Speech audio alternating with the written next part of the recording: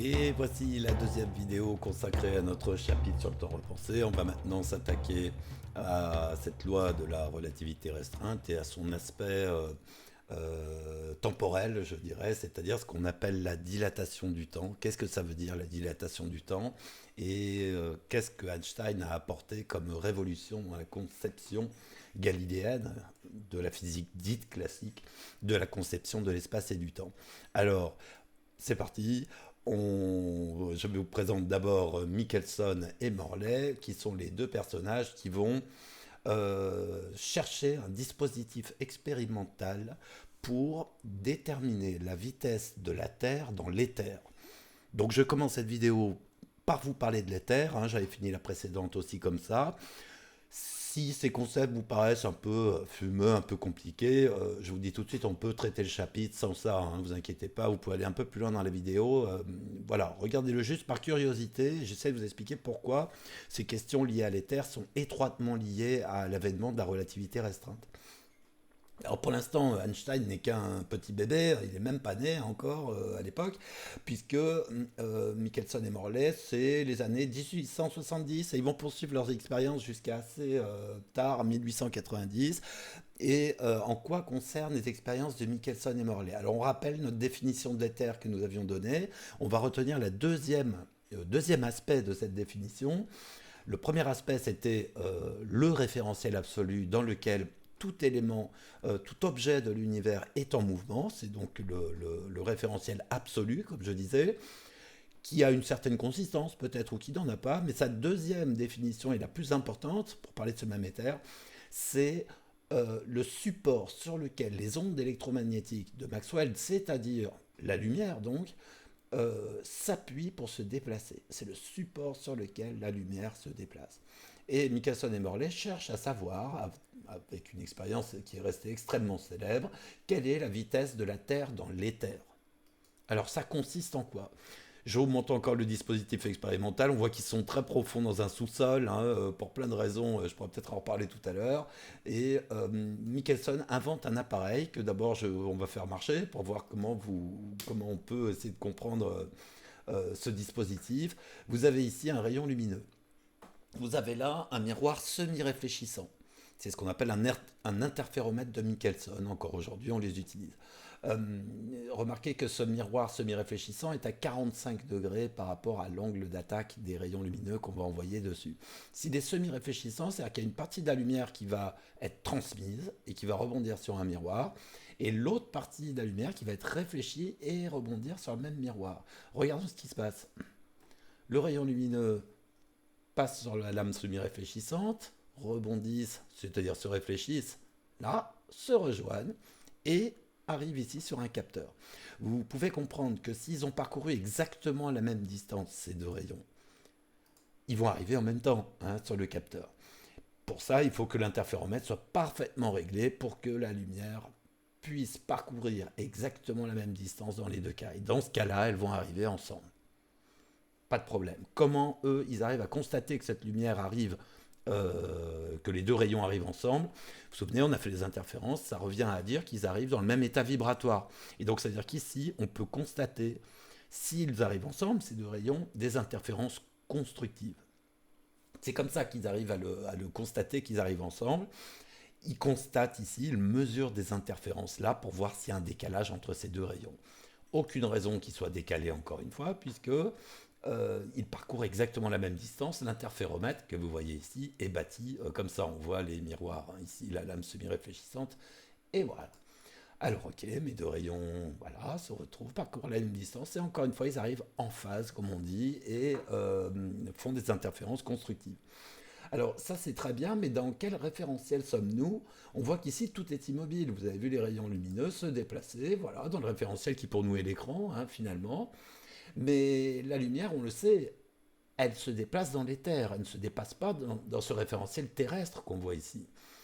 L'éther est en mouvement par rapport à la Terre, puisque déjà la Terre tourne autour du Soleil. Cette première chose nous dit quoi? Si la Terre est en mouvement dans l'espace, est en mouvement dans l'éther, la lumière qui s'appuie sur l'éther pour se déplacer va être affectée par ce qu'on appelle, alors regardez bien, hein, c'est la petite subtilité, elle va être affectée par ce qu'on appelait un vent d'éther. Je m'explique. Qu'est-ce qu'il faut voir ici? Ces flèches, il faut imaginer qu'elles représentent l'éther lui-même. Qu'est-ce que ça veut dire? Ça veut dire que mes rayons lumineux, ils ne s'appuient pas sur ce référentiel de l'écran pour se déplacer, mais sur ce référentiel qui a l'air de se déplacer. En fait, il est immobile. Pourquoi est-ce qu'on le voit se déplacer comme un tapis roulant ici? Parce que mon interféromètre va vers le bas. Qu'est-ce qu'il faut arriver à voir ici? Il faut voir que la Terre est en train de se déplacer vers le bas, d'accord, en tournant autour du Soleil. Et donc, ça nous donne l'impression qu'on a l'éther qui se déplace par rapport à nous. Vous voyez, c'est ce qu'on appelle le vent d'éther. C'est très subtil tout ça. Pourquoi? Parce que la lumière, maintenant, dans cette expérience de Michelson et Morley, si je prends cette théorie de l'éther, elle s'appuie non pas sur le référentiel de l'écran, mais sur ce tapis roulant pour se déplacer. Et donc, du coup, on peut essayer d'imaginer ce qui va se passer. L'animation est très simplifiée parce que c'est quand même un peu compliqué tout ça. Refaisons l'expérience de Michelson et Morley. Et évidemment, ce rayon qui est ici, là vous voyez, l'autre qui revient, on voit bien que le rayon rouge, ah oui, il faut qu'il remonte l'éther. Les deux rayons s'appuient sur l'éther et non pas sur l'écran pour se déplacer. Et le rayon rouge a dû nager à contre-courant, je dirais, hein, dans l'éther pour arriver jusque-là. Donc si la théorie de l'éther est exacte, on devrait observer un décalage. Allez, je vous le remonte. Regardez bien le rayon rouge qui est celui par rapport au vert qui va avoir le plus de difficultés, vous voyez, à se déplacer parce que les deux rayons se déplacent encore une fois dans l'éther. Bon, alors résumons tout ça, et puis même si vous ne voyez pas très bien le truc, c'est pas très grave. Ce qu'il faut arriver à voir, c'est que s'il y a de l'éther, si la Terre est en mouvement dans l'éther, on doit pouvoir observer avec l'interféromètre de Michelson et Morley un petit décalage entre les deux rayons lumineux. Et un décalage, ça se traduit par des interférences cette fois-ci destructives, parce que les deux rayons vont arriver dans des états vibratoires différents. Ce dispositif est d'une redoutable efficacité. On sait très bien à l'époque que ce n'est pas une affaire de précision. C'est pour ça qu'on va dans un sous-sol pour éviter toute vibration. Ils sont plusieurs dizaines de mètres sous la terre, ici. On est capable de détecter la moindre petite vibration sismique avec ce genre de choses. Enfin, c'est d'une précision redoutable, hein. C'est ça que je veux dire, c'est qu'on sait très bien à l'époque qu'il n'y a pas un problème de précision dans cette expérience. Alors, quel est le résultat d'expérience, donc, finalement? Il est négatif. C'est-à-dire que quelle que soit l'expérience qu'on fasse, à chaque fois, les rayons lumineux arrivent toujours en même temps. Alors, il y a deux possibilités. Soit l'éther n'existe pas, hein, voilà, ou soit l'expérience est sujette à caution et à discussion. Et les grands physiciens de l'époque, Kelvin en faisait partie d'ailleurs, mais aussi plein d'autres, savaient que là, il y avait une difficulté. C'est-à-dire que là, il n'y a pas d'éther. Les deux rayons arrivent à chaque fois en même temps. Et donc, encore une fois, soit il n'y a pas d'éther, ou soit il faut tout reconstruire. C'est cette expérience qui amène vraiment la relativité restreinte en partie. Parce qu'on va voir après, Einstein ne raisonne pas vraiment comme ça, mais il connaît bien cette expérience et on sait que c'est un phénomène non résolu. Alors qu'est-ce que je vous montre ici rapidement avant de passer à la suite? Et c'est là où vous pouvez vous remettre en concentration si l'éther vous a paru un peu fumeux. Vous voyez ici, encore une fois, un interféromètre de Michelson, mais alors attention ici, vous avez plusieurs kilomètres là ici. On est aux États-Unis et vous avez ce qu'on appelle le LIGO, c'est un interféromètre de Michelson géant. Qu'est-ce qu'on fait dans ce genre d'expérience? Je ne vais pas m'étaler ici, mais enfin quand même. Vous voyez que le dispositif fait penser à l'interféromètre que je viens de vous montrer. On envoie un rayon lumineux se promener pendant plusieurs kilomètres ici. Ça fait une dizaine de kilomètres aller-retour à peu près. Et on envoie un autre rayon lumineux envoyé en même temps aller se promener ailleurs, à angle droit comme ça. Les miroirs semi-réfléchissants sont là-bas et on attend que les rayons lumineux reviennent. Et là, on regarde s'ils sont toujours synchronisés les deux. Alors pourquoi est-ce qu'on fait ça? Donc c'est toujours le principe de l'interféromètre de Michelson. Pourquoi est-ce qu'on fait ça aujourd'hui encore en 2020? Il faut savoir que c'est ce dispositif qui a permis de détecter il y a quelques années les ondes gravitationnelles. Je ne sais pas si vous en avez entendu parler. Oh, si j'ai le temps un jour, je ferai une autre vidéo là-dessus parce que la question est passionnante. Mais enfin, c'est pas l'objet de notre vidéo qui est ici. Alors, nous sommes en 1905. On l'a vu dans la vidéo précédente, on a un apparent paradoxe, rappelez-vous, avec la composition des vitesses et l'invariance de la lumière, de la vitesse de la lumière selon les référentiels. Ça, j'en ai parlé dans la vidéo précédente. Et un autre fait expérimental qui peut paraître indépendant, qui montre l'inexistence de l'éther, en tout cas du point de vue de l'expérience de Michelson et Morley. Alors, on va pas faire l'historique d'Einstein, hein, parce qu'il y a trop à dire, mais enfin, on sait très bien que dans les années 1900, il se questionne sur tous les sujets, hein, il ne s'occupe pas que de ça, mais il se formule des paradoxes. Il fait beaucoup d'expériences de pensée. Einstein, vous voyez, il est là, et puis il est là aussi. Et Einstein, quand même, il se dit qu'il y a des choses un peu bizarres, parce que, vous voyez, c'est Einstein qui est ici. Alors, je lui ai fait un rond là, rouge, pourquoi? C'est très schématique, hein, mais c'est pour mieux comprendre. Là, c'est un rayon lumineux, d'accord? Vous imaginez qu'Einstein est ici, puis il va aller, hop, se promener, il va aller tout droit, et il va émettre un rayon lumineux en même temps. Et regardez bien, si Einstein va très vite et qu'il dépasse le rayon lumineux qu'il a émis en partant, qu'est-ce qui va se passer? Regardez bien là. Et puis je vous la refais. Einstein est ici, il va partir faire un petit jogging, mais plus vite que la lumière. Pourquoi pas? Il a le droit. Mais le rayon lumineux qu'il va émettre en partant, forcément, il va le dépasser. Et le paradoxe qu'il voit ici, c'est que s'il se retourne et qu'il reçoit le rayon lumineux qu'il a émis en partant, il doit être capable de se voir, donc du coup, dans le passé, au moment où il avait émis ce rayon lumineux. Alors il voit un paradoxe temporel, hein, ici Einstein, dans cette expérience de pensée, il en fait plein d'autres, hein, mais celle-ci est suffisamment simple à comprendre, que finalement, si Einstein part faire son jogging plus vite que la lumière, il sera capable, en se retournant, de recevoir le rayon lumineux qu'il avait envoyé avant, et donc se voir dans le passé. Et alors là, évidemment que ça commence à faire chauffer les neurones, hein, tout ça, parce que euh, est-ce que c'est possible, finalement? Pour Einstein, il y voit une violation intellectuelle, hein, je dirais. C'est pas du tout une expérience, donc une violation d'un principe qui pour lui est un principe indépassable, c'est-à-dire que ça, c'est pas possible. Et vous avez vu que finalement, la première chose qu'on pourrait dire de ce que nous dit Einstein dans cette petite expérience de pensée, c'est qu'on ne peut pas aller plus vite que la lumière. On ne peut pas aller plus vite que la lumière. Comment est-ce qu'il formule ça, Einstein, dans son premier principe, qui est en fait le seul que vous devez connaître dans ce chapitre? On dit bien que c'est un postulat, c'est pas une preuve, on est d'accord? Un postulat qui dit quoi? La vitesse de la lumière est une constante absolue. Elle se propage à la même vitesse quels que soient les observateurs. Cette vitesse est bien connue à l'époque, théoriquement par les équations de Maxwell, mais aussi tout le 19e siècle a travaillé sur cette mesure expérimentale, notamment avec Foucault, à l'Observatoire de Paris, ainsi de suite. Elle est connue avec grande précision déjà, hein, à la fin du 19e, début du 20e. La vitesse de la lumière est une constante absolue. Elle se propage à la même vitesse, quel que soit l'observateur. Donc, ce que je viens de vous montrer, c'est tout à fait paradoxal par rapport au postulat d'Einstein. Pourquoi? Parce que là, si on dit que ça c'est vrai, d'accord, si on envoie Einstein, là, Einstein il s'en va et puis il voit la lumière à une vitesse différente. C'est pas possible. Il ne peut pas aller plus vite que la lumière puisque la vitesse de la lumière est une constante absolue. Mon Einstein qui se déplace, le rayon lumineux qu'il a envoyé, il doit le voir partir à la vitesse de la lumière. Et Einstein qui est là, lui, immobile dans son référentiel absolu, lui aussi le voit se déplacer à la vitesse de la lumière. Alors je sais que tout ça, hein, c'est pas évident, mais retenez-le comme un principe et on va juste l'appliquer par la suite. Einstein nous dit la vitesse de la lumière est une constante absolue, elle ne dépend pas des observateurs. C'est-à-dire que l'histoire du train de la première vidéo, il va falloir qu'on la revoie d'une autre manière et c'est ce que je vous propose de faire tout de suite. Vous avez votre feuille avec vous. Vous avez ces deux formules en bagage, je ne vais pas les commenter tout de suite, mais ce sont les deux seules qu'il faudra savoir utiliser, non pas à connaître, hein, vous verrez. Et vous allez voir qu'on va essayer de montrer dans la partie suivante, essayer d'affaire avec moi, que ce simple postulat va détruire tout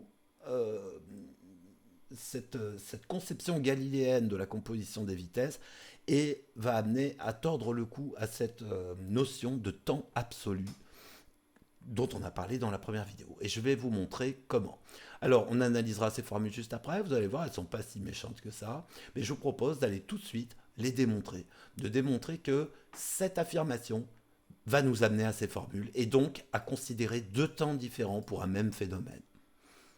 On y revient à ces formules et je vous propose tout de suite de les démontrer. Alors, ce sont ces questions que je vous pose sur la feuille. Et ce que je vais vous proposer de faire, on va se lancer tout de suite, c'est de regardez la vidéo avec moi, vous appuyez sur pause à chaque fois que je vous demande de faire un petit calcul, une petite démonstration. Ou alors autre formule, vous suivez avec moi et puis vous voyez en prenant des notes que vous arrivez à les résoudre ces questions petit à petit. Vous avez vu jusqu'à la question 8 pour redémontrer ces formules qui sont là-haut.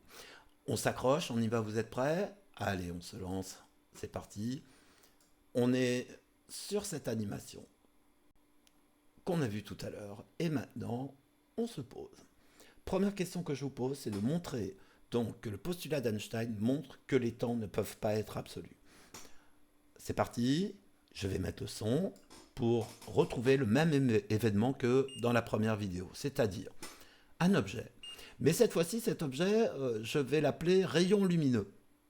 C'est-à-dire qu'il va aller très vite à la vitesse de la lumière. Et qu'est-ce qu'il fait? Ce rayon lumineux, il fait des allers-retours comme ça. En 3 secondes, vous imaginez que la lumière va un peu plus vite. Tout ça, c'est très schématique, évidemment. Ce rayon lumineux rebondit sur des miroirs de haut en bas comme ça. Les miroirs sont parfaitement placés et le rayon lumineux fait des allers-retours comme ça. Disons en 3 secondes pour schématiser et reprendre l'exemple de la première vidéo. Alors, notre Einstein numéro 1, lui, bon, il va mesurer 3 secondes, hein, pas de problème, il est dans le wagon, vous vous rappelez du train. Voilà, c'est un temps qu'il est capable de mesurer. Ce rayon lumineux, à quelle vitesse va-t-il? À la vitesse de la lumière, bien sûr. Bon, très bien, on est dans le référentiel du train. Bon, maintenant, Galilée nous dit, rappelez-vous, si je suis sur la gare et que je regarde ce même rayon lumineux, mais cette fois-ci, je suis au bord du quai, vous vous rappelez, le rayon lumineux, maintenant, qu'est-ce qu'il a fait? Il a fait ça. Et vous vous rappelez, dans la première vidéo, on a dit, ah oui, ils arrivent exactement au même moment, c'est normal, il n'y a pas de raison que les horloges se détraquent. Si le rayon lumineux a mis 3 secondes pour aller de là à là, c'est pas un problème, c'est tout simplement que oui, la distance à parcourir est plus longue, vu dans ce référentiel, mais on avait montré dans la première vidéo que si la distance à parcourir est plus longue, le rayon lumineux l'a parcouru à une vitesse plus grande, qu'on a montré tout à l'heure là encore. Et là, vous voyez le paradoxe? J'ai dit une vitesse plus grande. Or, ça, c'est en contradiction avec le postulat d'Einstein qui nous dit que la vitesse de la lumière est la même pour Einstein 1 et Einstein 2. Les deux mesurent la même vitesse. La composition des vitesses ne peut pas marcher. Donc qu'est-ce que ça va dire? Ça veut dire que le rayon lumineux qui a parcouru toute cette distance pour celui qui est au bord du quai, il n'est pas allé plus vite que lui parce que la vitesse de la lumière est la même pour tout le monde. Et donc il a une distance plus longue à parcourir mais il va moins vite.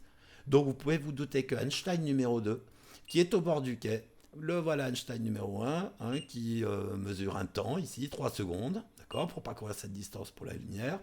Et maintenant, Einstein numéro 1 qui regarde la même chose, va regarder un rayon lumineux qui lui aussi va à la vitesse de la lumière, et là, forcément, il est arrivé avec un petit temps de retard. Dire qu'il est arrivé avec un temps de retard, ça veut dire que Einstein numéro 1 a mesuré 3 secondes, mais Einstein numéro 2 a mesuré un temps un peu plus long. Il y a eu ce qu'on appelle dilatation du temps. Tout ça, c'est quand même un petit peu lourd à avaler. Et je répète, tout ce que je vais faire ici, finalement, c'est pas très grave si vous le voyez pas bien. Faites l'effort quand même d'essayer de vous l'approprier, ce truc-là, puisqu'après, on verra à la fin de la vidéo que ce qu'on doit retenir, bon, c'est quand même un petit peu plus simple, parce qu'on sait que c'est compliqué. Donc, résumé de l'histoire. Dans le référentiel du train, Einstein numéro 1, je vous le remets ici, pardon, Einstein numéro 1 mesure un temps de 3 secondes. Einstein nous dit, ce rayon lumineux qui est là, il va à une vitesse c, et celui qui est au bord du quai, il va considérer qu'il a aussi une vitesse c, parce que la vitesse de la lumière est un invariant. Donc du coup, même s'il est au bord du quai, il va voir un rayon lumineux qui va parcourir une distance plus longue, mais comme la vitesse est invariante, il a parcouru la même vitesse, la vitesse du train n'a aucune influence sur la vitesse du rayon lumineux vu par Einstein 2, et du coup, il va arriver en retard. Conclusion, Einstein 1 mesure un temps de 3 secondes, mais Einstein 2 ne sera pas d'accord, et il va dire non, moi j'ai mesuré un temps un peu plus long, 3,7 secondes dans mon exemple qui est ici. On a eu ce qu'on appelle dilatation du temps. Les deux Einstein ne mesurent pas le même temps. Alors je vais le dire tout de suite dans la formule qu'on va démontrer maintenant, qui mesure le vrai temps. Einstein nous dit personne. Ça dépend du référentiel. Donc, il faut qu'on trouve des mots quand même pour d'expliquer tout ça. Et Einstein 1, ça c'est le truc important à comprendre. Comme il est dans le même référentiel, il est dans le wagon. Et le phénomène qu'on observe, c'est la lumière qui va de là à là, qui met 3 secondes. Comme il est dans le même référentiel que l'expérience dans laquelle on mesure le temps, on dit que lui, il mesure un temps propre. C'est le T0 dont on va parler dans quelques instants. Et celui qui est dans un autre référentiel que le phénomène qu'on est en train de mesurer, on dit que lui il mesure un autre temps qu'on va appeler le temps mesuré. Et on vient de mettre en évidence que ces deux Einstein-là ne sont pas d'accord sur le temps qui passe. Ça peut être un battement de cœur. Là, c'est un rayon lumineux qui va d'un endroit à un autre. Ça peut être n'importe quel phénomène dont on mesure la durée. Lui, il mesure un temps propre. Tous ceux qui sont dans d'autres référentiels vont mesurer un autre temps qui sera forcément un temps plus long. C'est pour ça qu'on appelle ça la dilatation du temps. Alors, vous êtes prêts? C'est parti, je vais répondre à toutes les questions petit à petit maintenant qui vous sont posées par moi dans le document qui est ici. Et vous allez voir qu'on va la démontrer, la formule. Et finalement, vous allez voir que c'est pas si compliqué, il faut juste le faire tranquillement. Alors, c'est quoi la première question que je vous pose? C'est de considérer ce triangle rectangle qui est ici, de considérer qu'il y a deux temps différents pour lui et pour lui. Lui va mesurer T0, lui va mesurer TM. D'accord? C'est parti.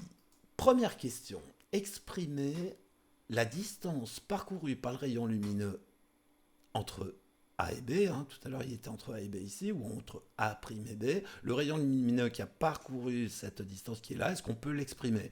Bah oui, c'est facile. La distance, c'est la vitesse multipliée par le temps. La distance qu'il a parcourue, h, pour aller de là à là, c'est sa vitesse, la vitesse de la lumière, puisque c'est un rayon lumineux, donc c multiplié par le temps que ça a pris pour aller de là à là. Et le temps que ça a pris pour aller de là à là, selon Einstein 1, c'est bien le temps propre, parce que Einstein 1 est bien dans le même référentiel que mon rayon lumineux. Voici l'expression de H. Deuxième question que je vous pose, on continue tranquillement, je crois que c'est là qu'il faut que je clique, oui. Un triangle rectangle s'est dessiné ici. D'accord? Donc exprimons les carrés dans ce triangle rectangle et voyons ce qu'on peut en faire. Ça, c'est la distance parcourue, vous vous souvenez, par le rayon lumineux selon Einstein 2. C'est l'hypoténuse. AB carré, c'est quoi? C'est A prime carré plus H au carré, cette distance qui est ici. Voilà, j'ai écrit ma relation en triangle rectangle. Je poursuis. On va chercher maintenant à exprimer AA'. AA', c'est quoi? AA', c'est la distance parcourue par le wagon du train lui-même pour aller de là à là. À quelle vitesse? À une vitesse V qui est celle du wagon. Conclusion, la distance parcourue de là à là, c'est le wagon lui-même qui l'a parcouru, le train, pour aller de A en A'. Cette distance AA', c'est quoi? C'est la vitesse de qui? Du train, d'accord? Multipliée par quoi? Par le temps que ça a pris pour aller de là à là.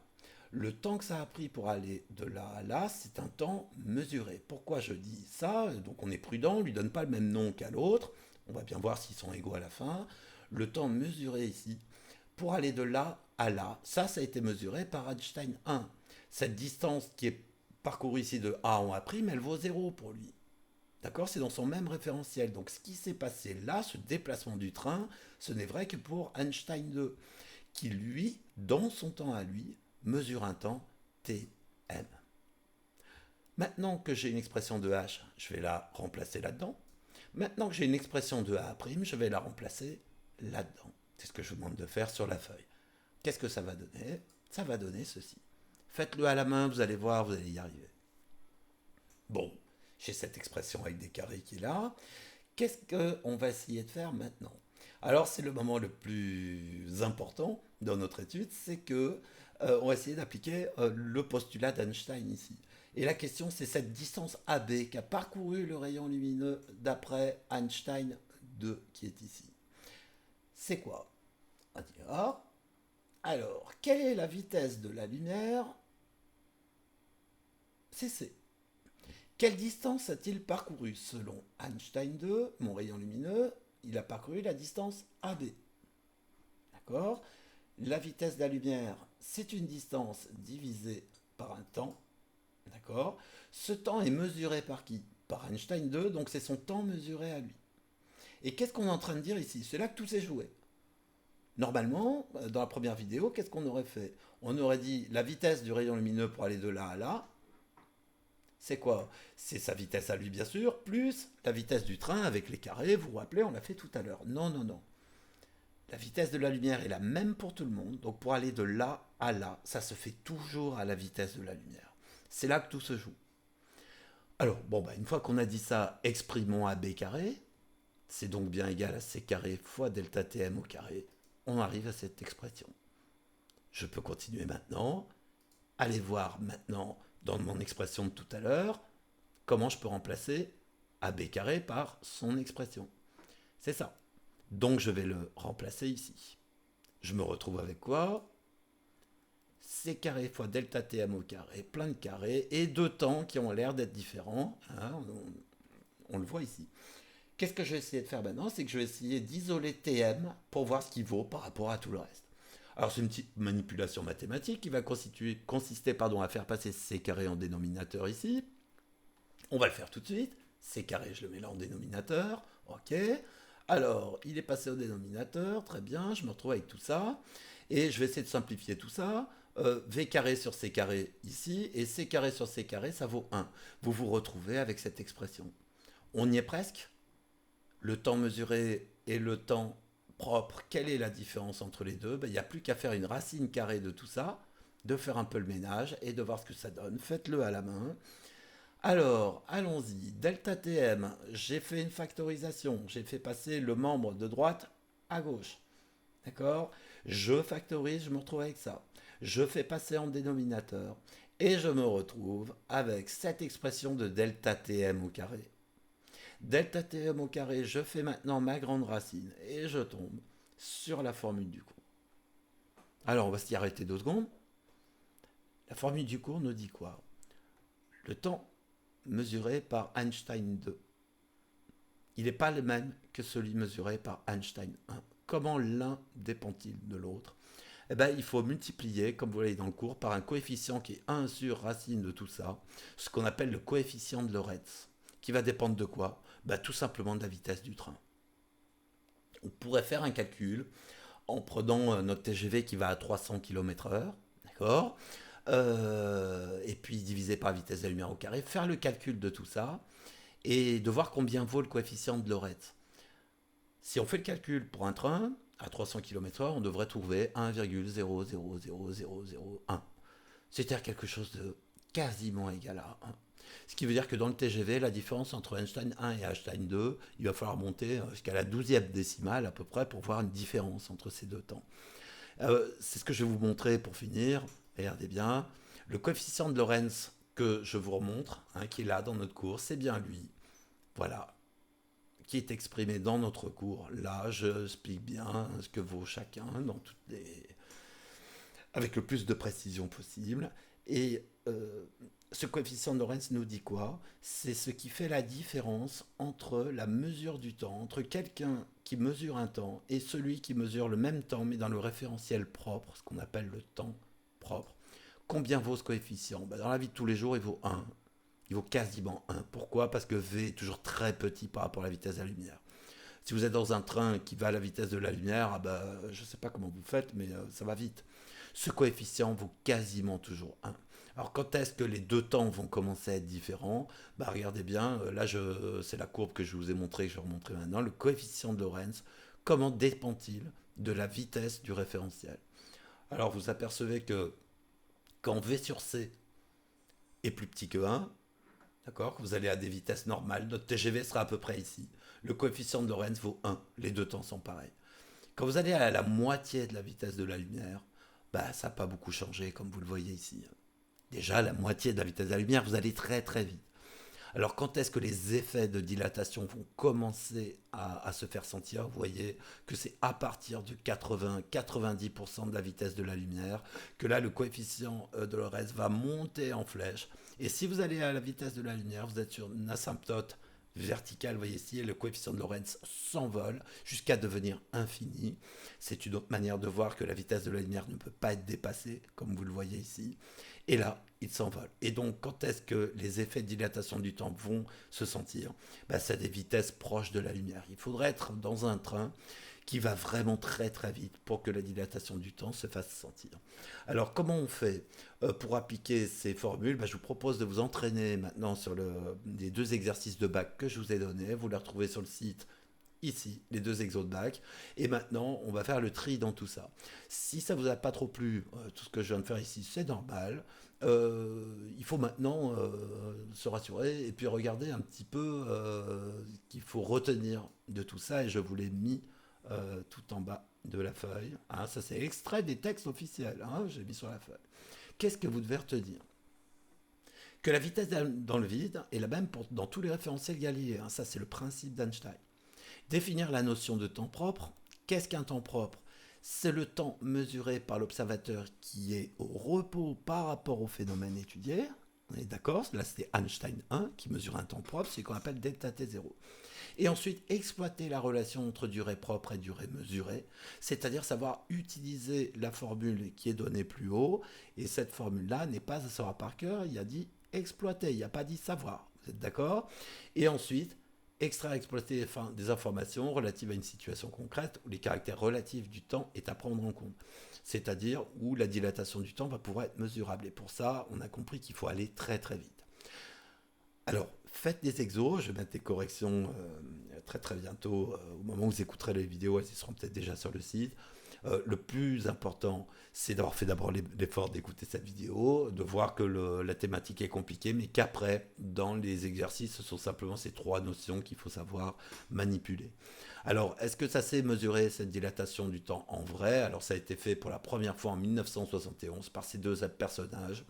Deux Américains qui sont montés dans un avion qui a fait un Paris-New York, et ils sont partis en compagnie de ces charmantes horloges atomiques précises à la nanoseconde, et ont comparé des temps différents entre le temps mesuré par cette horloge atomique qui est ici et une autre horloge atomique qui est restée aux États-Unis, et la comparaison des deux, de la différence entre ces deux horloges, celle qui mesurait un temps propre était celle qui était dans l'avion, et celle qui mesurait un autre temps un petit peu plus long, quelques nanosecondes, je vous le dis tout de suite, était celle qui était restée à terre.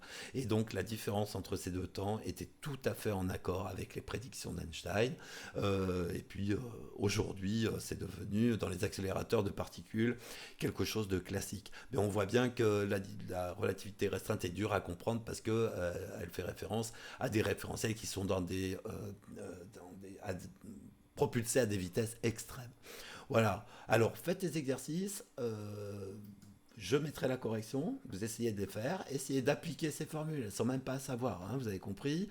Donc, vous partez avec ces deux formules. Essayez de faire les deux exos. Et on en reparlera, bien sûr, quand on fera un petit bilan de tout ça.